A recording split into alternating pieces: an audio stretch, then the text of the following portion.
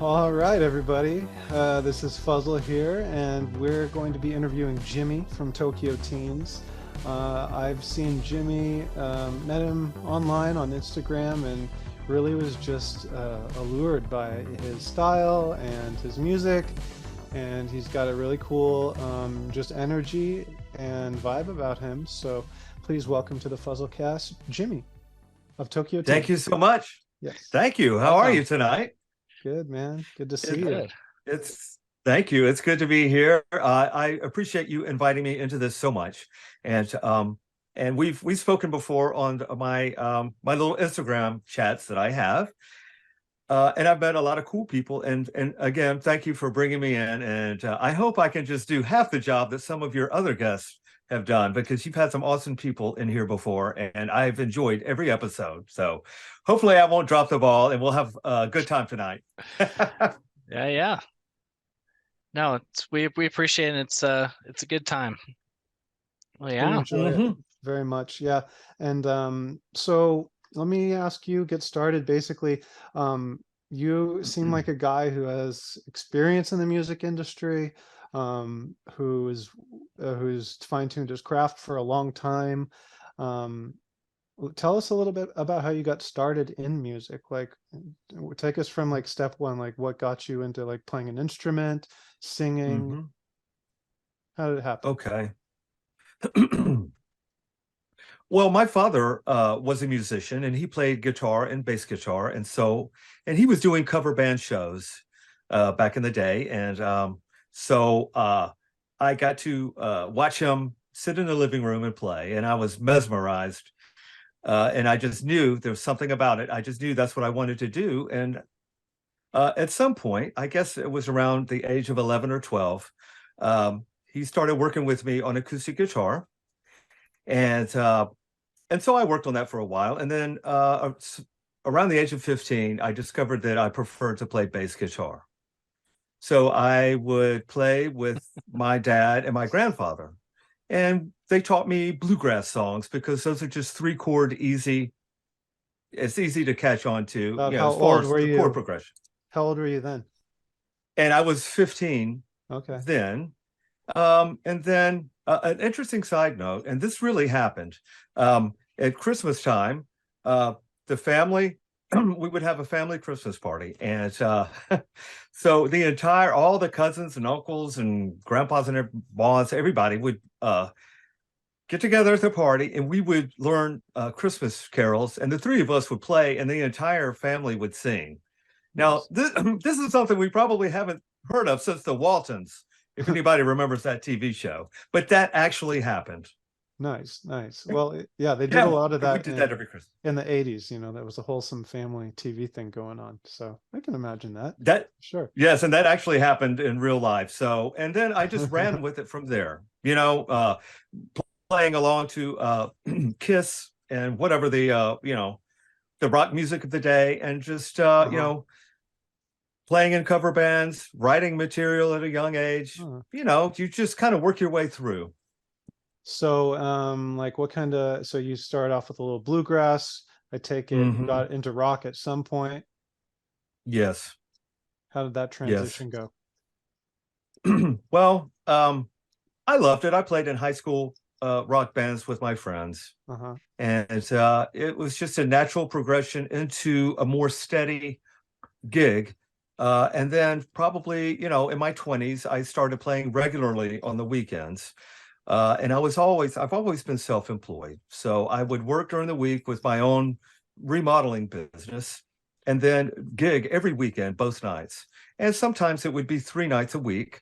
And I did this my entire adult life until I went full-time, probably around 2005.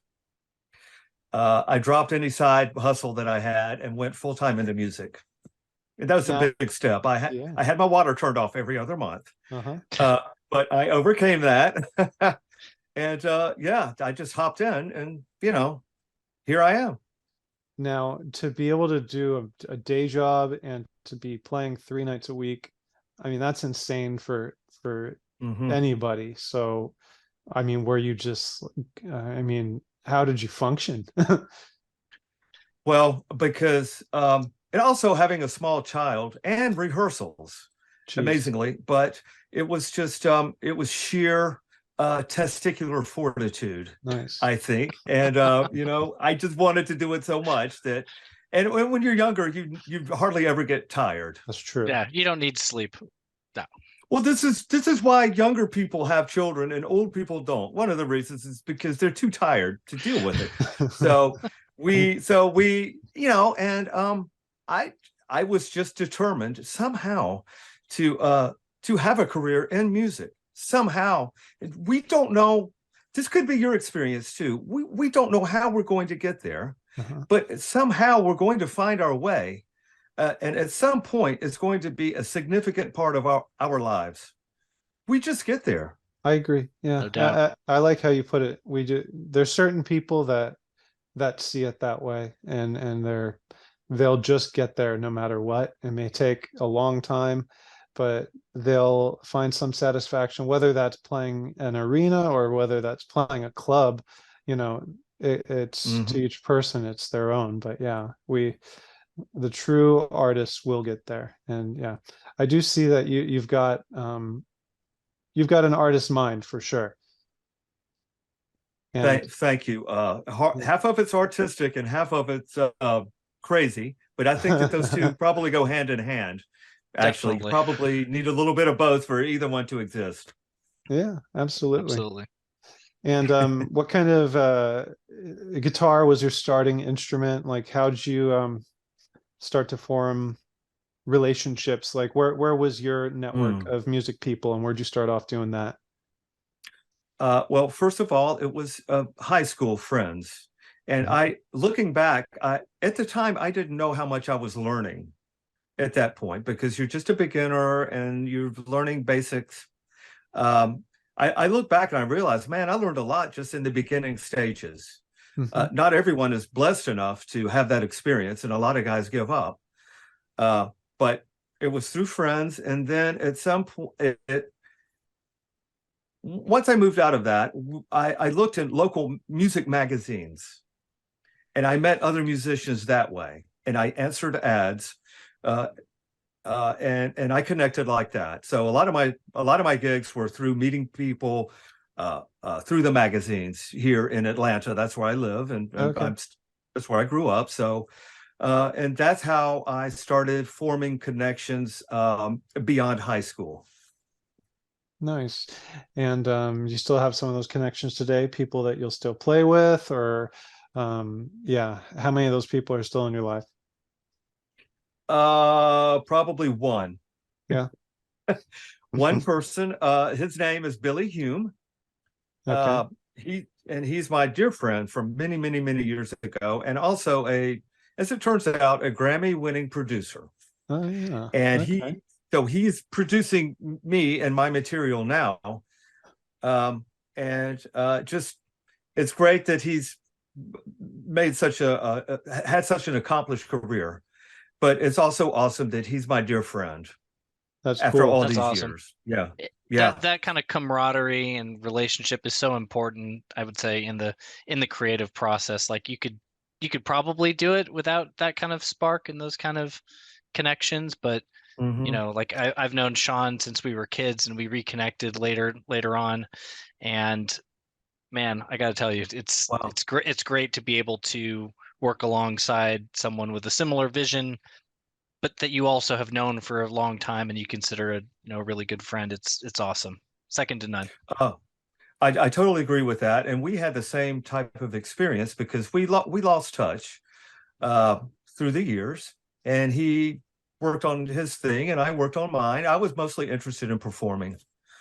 And I've been fortunate enough to play all over the world.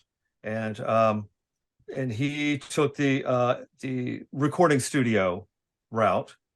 And so we recently reconnected, and and this is your experience too. So that's actually amazing. So you can relate to the coming together after so many years, and you're still in it, both of you, and you're still going strong, and the magic and the working well together, the communication, which is effortless, really. It's a cool thing. And it's rare. The part that's craziest to me, I think, is that, I mean, we probably talked a bit about music at that time, but I wouldn't say that that was something we really even like actively discussed. Like this would have been like junior high. We probably talked more about like girls and video games and stuff. Like it didn't even come up, and we just like, I still feel like every week we peel back some other layer, like, oh dang, like we like a lot of the same stuff. Like it's, I don't know, it's like we went these different paths and then have, you know, found a lot of the same, you know, same ground along the way. And I don't think that we would have necessarily kicked off anything if we would have been trying to do music in high school. I mean, even though we were both playing, there's a lot of growth that has to happen. Like, my mind is shaped this way because of everything leading up to what we did starting 3 years ago now.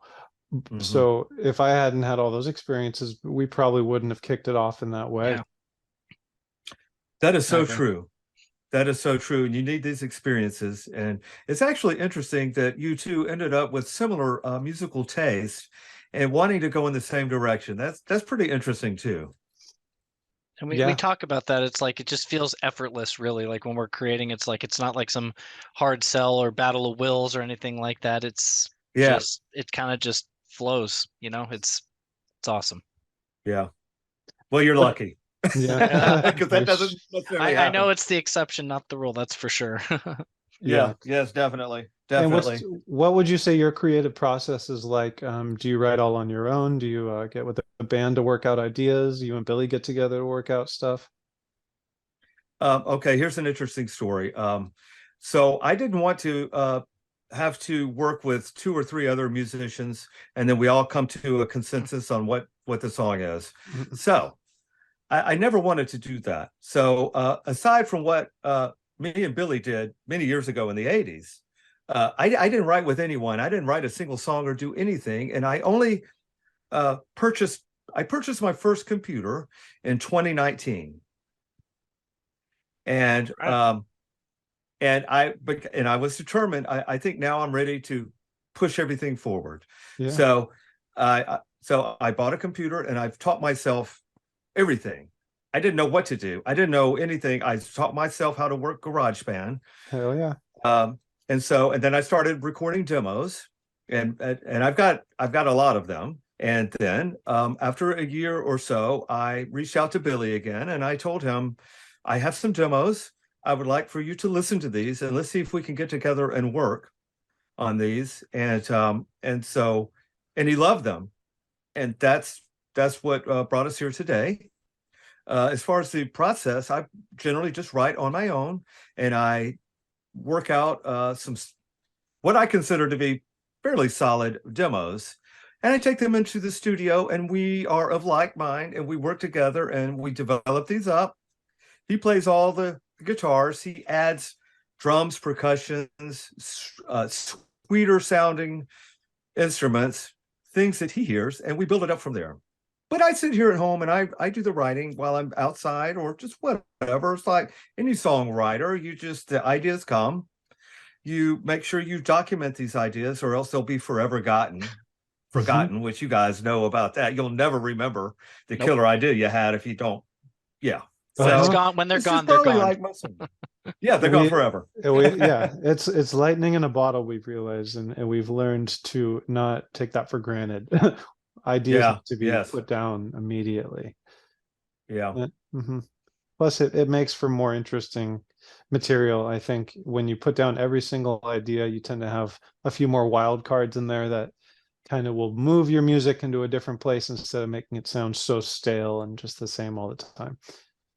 Yes, that is true. You never know what little gem you tucked away that may have been just it's a cool idea, but you go back and revisit that, and it's the lightning in a bottle that you needed in this other song. And there you go. You found it, you rediscovered it, and there it is. That's just what you needed. Now, tell me, what was it like making music, like being, on a pretty heavy schedule, in your 20s, in a music industry that was very different than it is right now, and then trying to reapproach it in 2019? Well, there's a lot more freedom now, and I mean, back then, I was working all the time. I was just performing. It's just a matter of finding gigs and doing the gigs and finding the time to rehearse. And that's just sheer determination. And so, but now with writing and recording and having something to say, it's really a completely different animal. It's more freedom to do anything that I want to do, as long as you can figure out the technology, and that just takes putting in the work.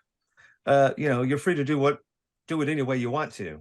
So I'm not sure that answered your question, but no, it does. It's two different things for me. Well, we've just seen how this way of approaching, I don't know if you want to call it the music industry or just music in general, has been, it's a very independent way of working, that's for sure. And there's a lot more satisfaction from it. There totally is. And thank God for the technology. Because there's no way I could, and I don't have anything against playing in a band or writing band wise, but that just seemed like an impossible way to work for me. It's difficult enough just getting a group of 3 or 4 guys together just to rehearse. I just can't imagine, like, you know what I mean? Like, that's impossible almost. So I can't imagine relaying ideas and visions and creativity and having to translate that. That just seems like that was never going to happen.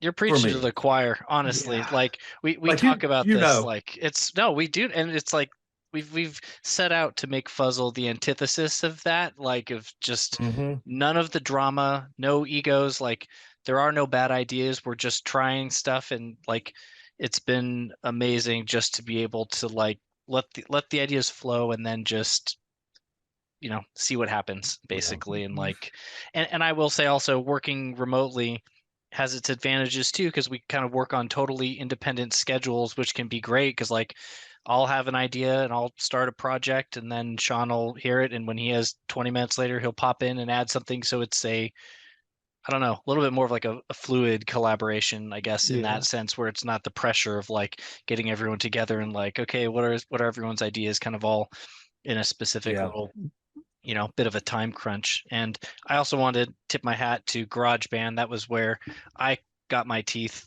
cut my teeth in production. That was what Fuzzle began, using GarageBand remotely. I mean, there isn't a better free option of just kind of like getting off the ground and like learning the basics of DIY music production. In my experience, it's just with the amount of stock sounds and things that it'll just get you right off the ground, up and running with virtually nothing else. It's amazing.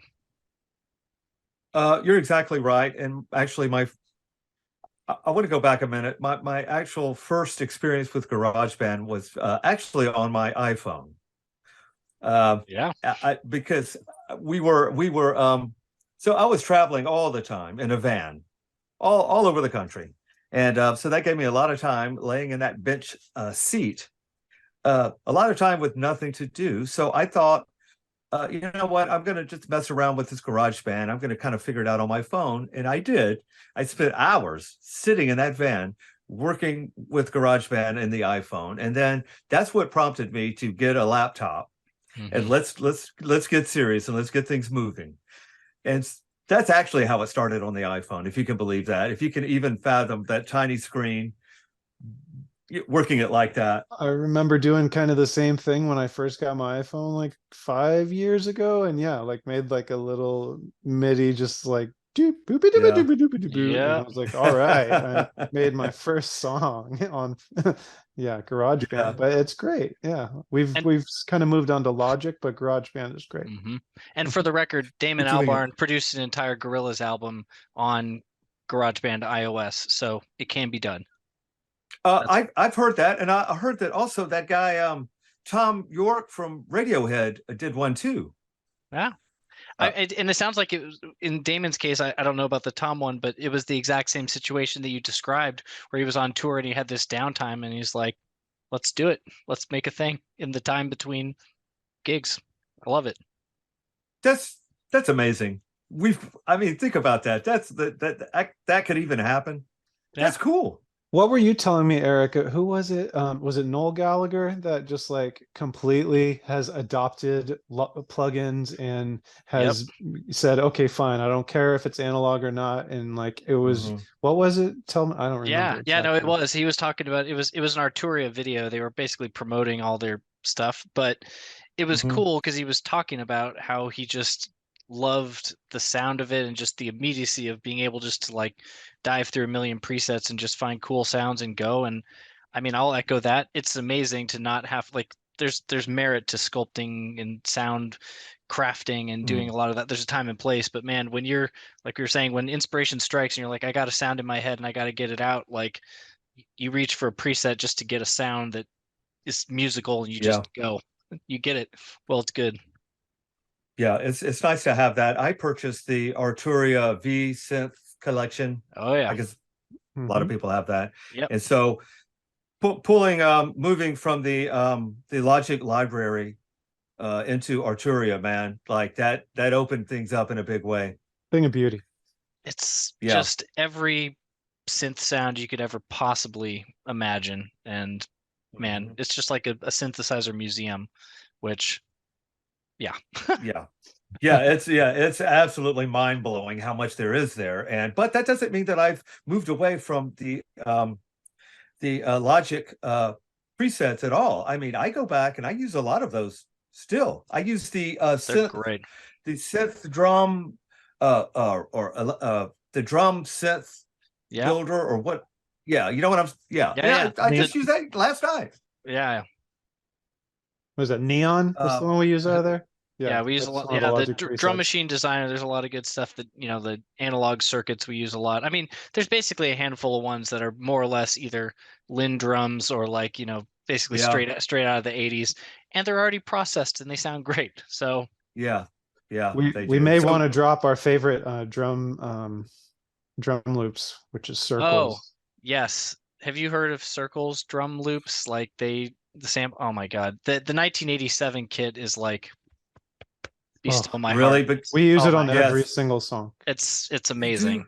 They process it basically, a lot of it, like the Phil Collins, In the Air Tonight, like man, it's just I'll send you a link. It's wonderful. We use it. It's everywhere. I was wondering about that because I heard those. I saw an ad for that and I was gonna buy that, but then I guess I didn't, and then I moved on and I forgot about it, but you're reminding me of that. And I was wondering, it's like they sounded, when I heard the samples, just the blurb there, they sounded great. So you're telling me that they're really, it's the real thing. Yep. Real deal. Yeah, they have a octo snare kit and it's like the hard, and they have a flam snare that's like the biggest sounding, deepest flam snare that I've ever heard in my life, which, how do you... Wow. I didn't know my life wasn't complete before that, but thank you, man. Yeah. And now look. Look at us now. You're better people now. So yeah, shout out to Circles. They're legit. Well, I will check into that. If you want to send me a link, I'm on it. Heck yeah. I'm on it. Yeah, we might include the link in this YouTube as well. Definitely, so anybody else can check it out too. Okay, so, that's a great idea. Yeah, so tell me, so the music that you're working on right now, can you give me a idea about what it's all about? How's it coming out? Tell us a little bit about it. So now we have, let's see, we have 7 songs that are, I have 2 singles out now. I saw that amazing cassette, by the way. Love that. Oh, you did? Yes, a cassette. That is some cool stuff. I'm a fan. Love it. Oh, I'm so happy. They're beautiful. I'm so happy to get those. They're a friend of mine in Augusta, Georgia, Pizza Hell Studios on Instagram. And he put those together for me. And there's only going to be there's only 50, but they're gorgeous. Yes, and he does a wonderful job. He does it all himself. And and I love it. Thanks for bringing those up. And so that's from the second single, Dreaming of You. but there are 4 more songs, so there's going to be a 6-song EP, and we've got to book the saxophone player in, and we're going to get him in, and then after we track the saxophone, then it's just a matter of mixing everything, and then we're done.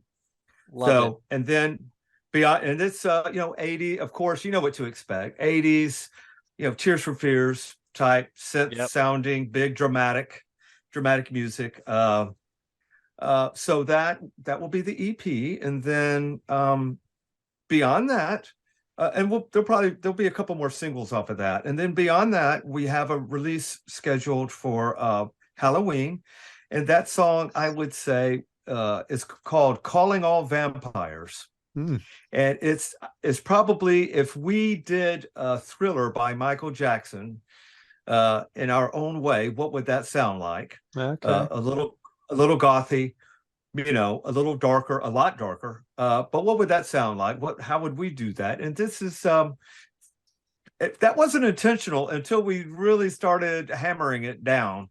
And then it kind of became that with some of the special effects, sound effects, and things that we put in there, cinematic sound effects and some things. And that's kind of what it became. But that's coming out for Halloween. Oh, cool. And that'll be song number 7. And then we've got a couple more that we're in the process of recording and working up. And those will probably be on the next EP or a full album, hopefully sometime next year. Sweet. Isn't it weird how a song will just start as one thing and completely just morph into, a new Michael Jackson single? It's so weird how that happened. We're like, this is kind of like, all we need is Vincent Price. It just like totally, it is weird how music, it starts out as something, and by the time you're finished with it, it's something else. You didn't even expect it. And you can't fight that, because if you fight it, it's not going to turn out right. Like, you got to ride the wave and just let the music lead you. And that's so good. True. You have to go with it. Yeah, don't piss in the wind, man. No, don't do that. Don't do that. You'll get it all over you. It's terrible. Terrible. It's funny you mentioned Halloween. We did a Halloween song a couple years ago too. That was fun, and it was definitely along some of those similar lines. So that's wow. There's definitely a kindred spirit in us around Halloween festivities. Yeah, there's something about it. It's the coolest holiday, and it's kind of morphed into maybe more of an adult holiday, and so. But if you could, like, I was thinking like a Halloween. It started out as a New Order type, not many vocals, dance, synth riff. I like it already. And you'll love it. You'll love it. It's really cool. And then it kind of morphed into that. But what was my point? Oh yeah. So doing a Halloween song, like, it comes back around every year, and if you could hit with that, it will never go away. Yep. We tried that for Halloween and for Christmas. So. I haven't hit yet, but we enjoy them. You know what? You're exactly right, because the point of this is to do something that we love. Exactly. The beginning of all of it is we started doing something that we wanted to do and that we love, and and the rest is not necessarily the goal. You can kind of look at that as some kind of success. Maybe you get some hits or something going on. But if that's all you see, you're going to miss the day-to-day process that makes it all beautiful and all hopefully fun to do. I'm so happy to hear you say that. I say that all the time. We say that all the time. It's like, you have to love the process, because, I mean, if you're going into this with like this big end goal, that's the only thing. It's like, it's the process is the fun. Honestly, it's the creativity, the creating, and making something from nothing is the real magic, I think. You got to get that treat at the end. So if your only treat is to have a big successful song, then you're going to come up short a lot of the time. If your treat is your finished song and you are genuinely doing that to fulfill your own happiness, then you'll keep doing it. And I mean, that's why we keep doing it, at least. Bingo, you're exactly right. And if all you see is a hit and that's all you want, you're probably never going to get there, because you're doing it the wrong way. And you're missing out on the completed song. I finished it. It sounds great. I'm happy with it. How could that not be enough of a prize in itself? Totally. Yeah. So cool. thanks. This has been real great having a chat with Jimmy from the Tokyo Teens. Thanks everyone for tuning in. Thank you, Jimmy. And, yeah, Thank you. Thank you. I enjoyed it. And check all the links in the description for more about Jimmy's music and some of the other things that we talked about tonight. And be sure to follow him on Instagram. It's at the Tokyo Teens. Yeah, at the Tokyo Teens. I'm on Facebook as well, the Tokyo Teens. And I have a chat that I do on Instagram Live Sunday or Monday evenings, sometime Eastern Standard, 9 or 10 o'clock in the evening. And Fuzzle drops into that sometimes. So we'll see you guys there. Yes, Fuzzle is in there every now and then, and I appreciate that. So, and that's how we kind of connected to do this. And I appreciate it. Thank you for having me in tonight. Yeah. It's been a lot of fun, and I love you guys. You're definitely you're doing something that's dear to my heart. So, and I appreciate it. Feelings mutual, man. Really appreciate it. It's great to connect. Thank you. Sweet. Thank you so much, man, and take care. All right. Thank you. All right, that's where we'll cut the thing. Wow, that went by real fast. That was a great chat. Great. Yeah, it flew by. Yeah. I appreciate you having me again. Yeah, I can't wait to listen back and then check it out.